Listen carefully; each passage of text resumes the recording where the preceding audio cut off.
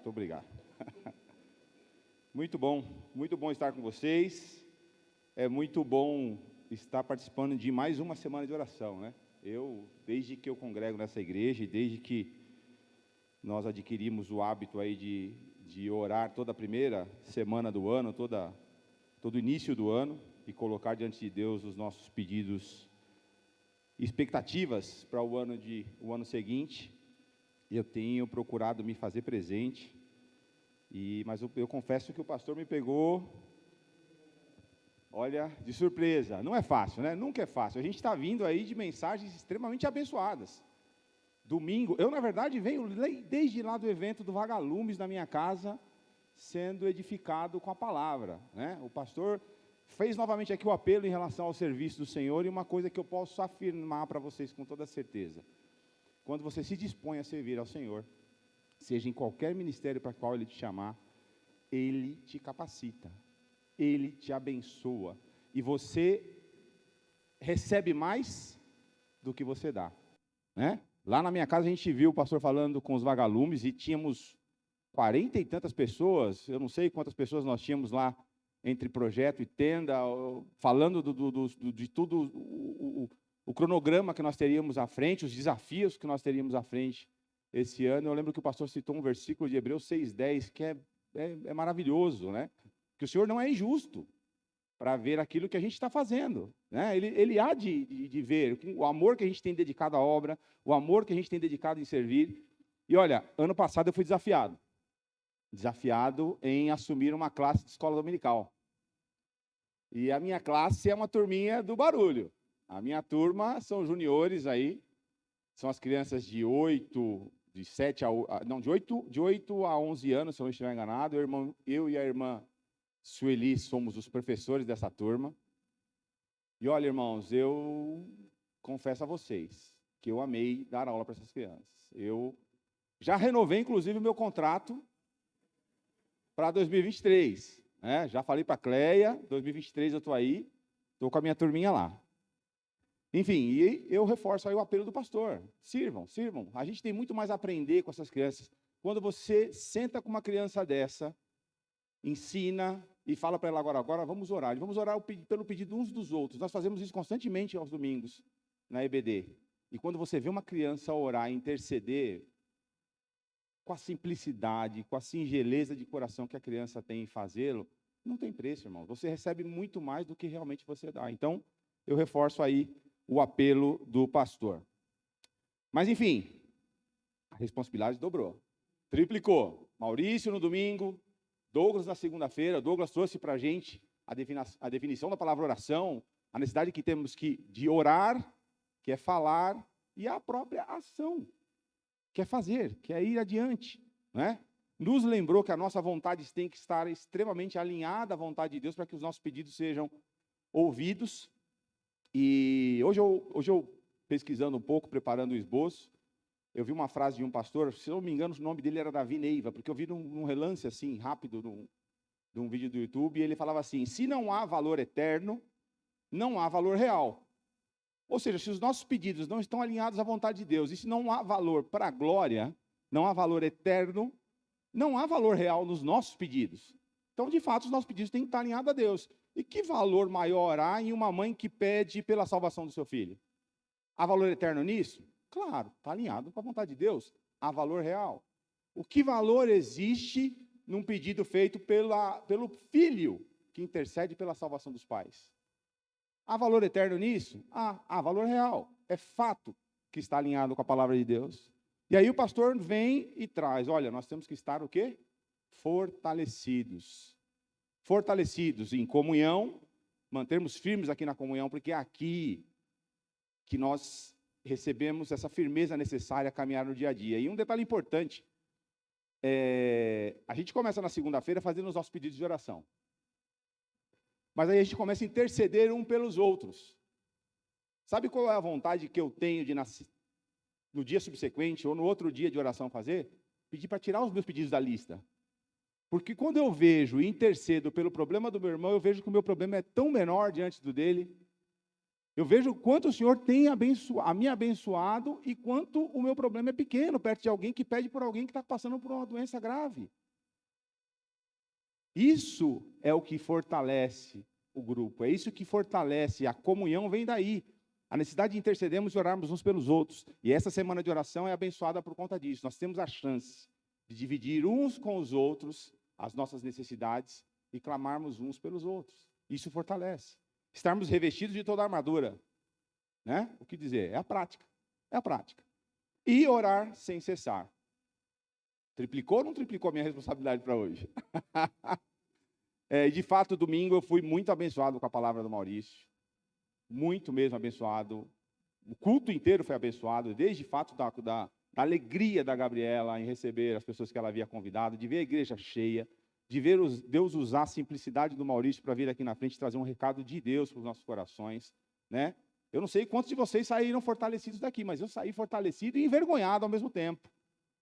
Porque eu tenho visto Deus agir, irmãos, aqui no seio dessa igreja, de forma ímpar.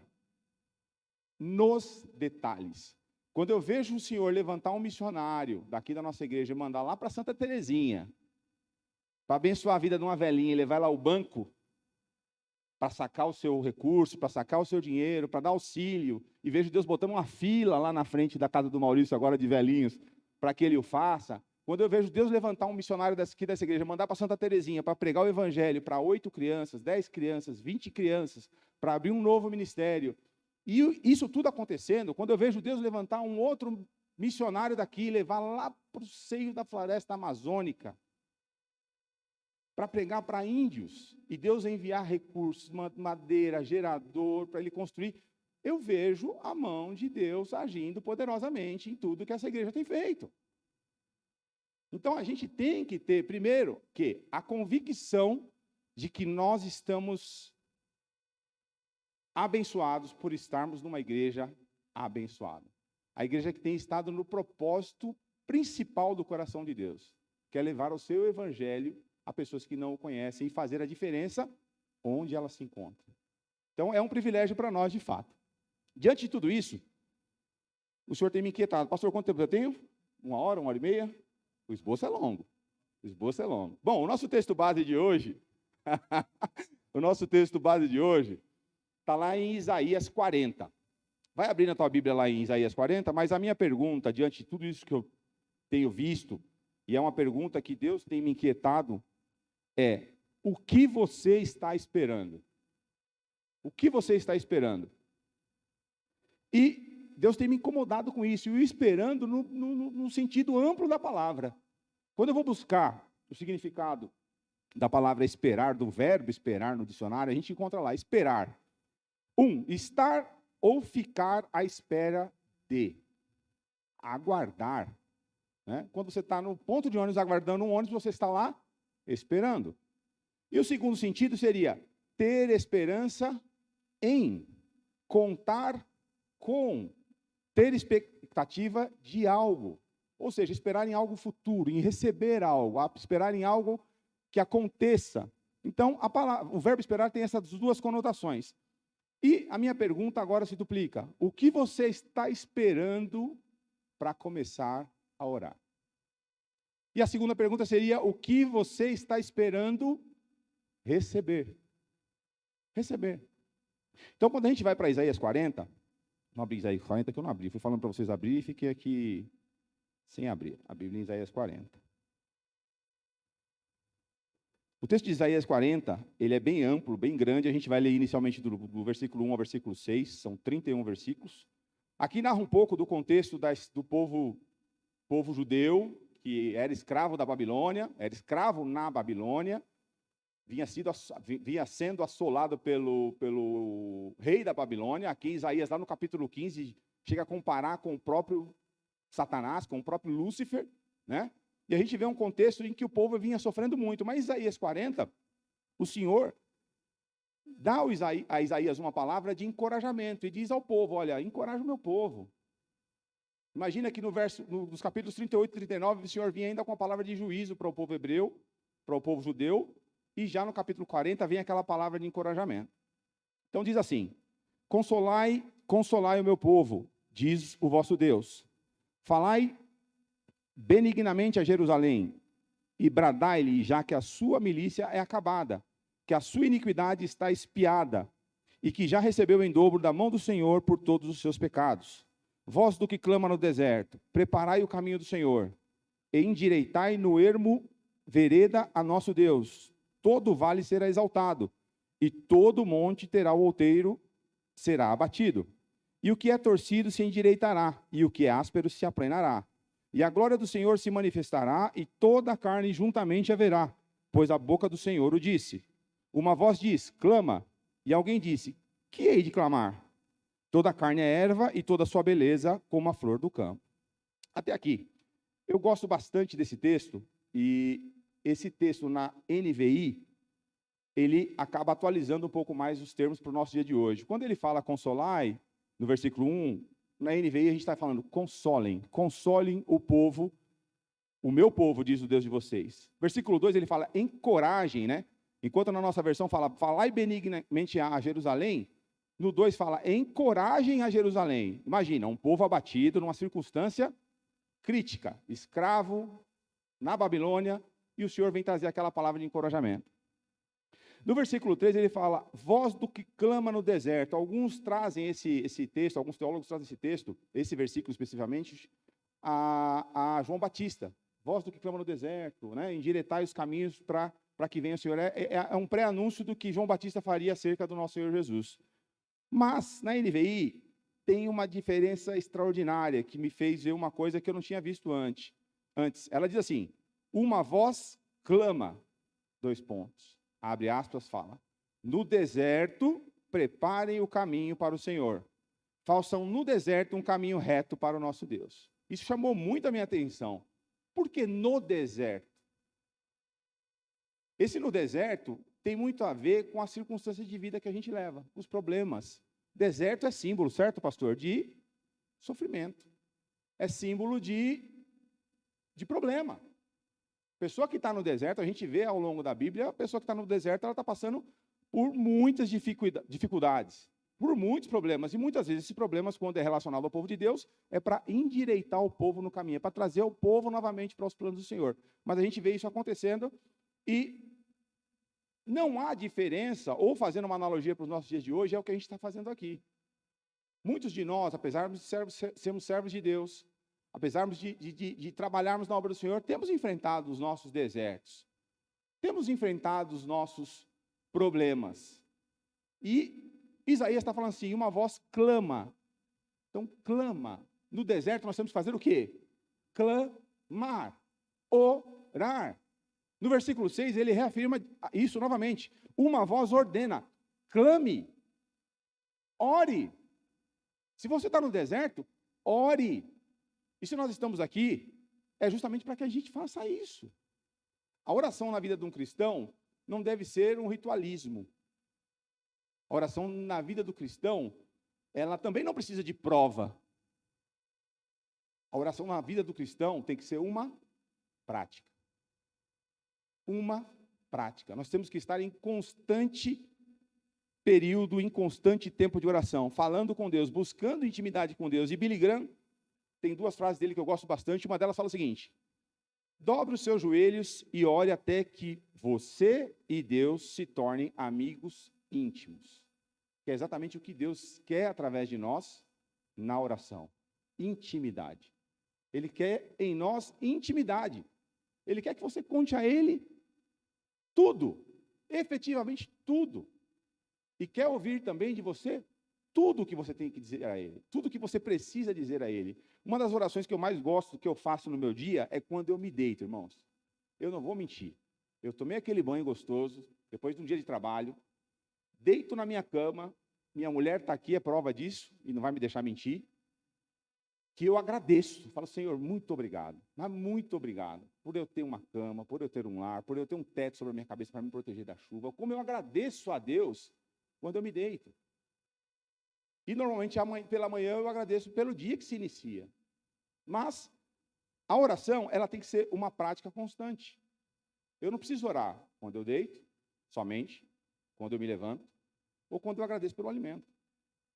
Eu tenho que, a todo momento, estar criando esse ambiente de intimidade com Deus.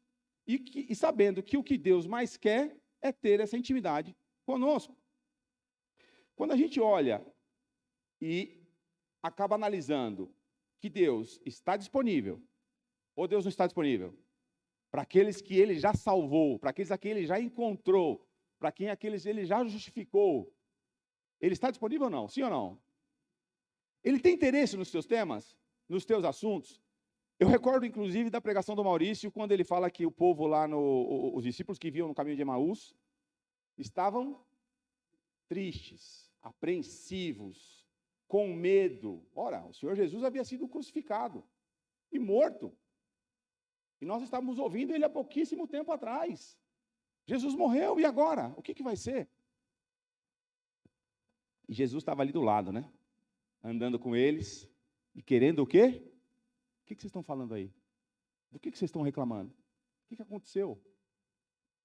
Jesus, em todo o tempo, busca estar conosco, estar disponível, ter interesse no que nós queremos falar, no que nós precisamos falar, até mesmo naquilo que nós não dizemos, mas que nós deveríamos falar.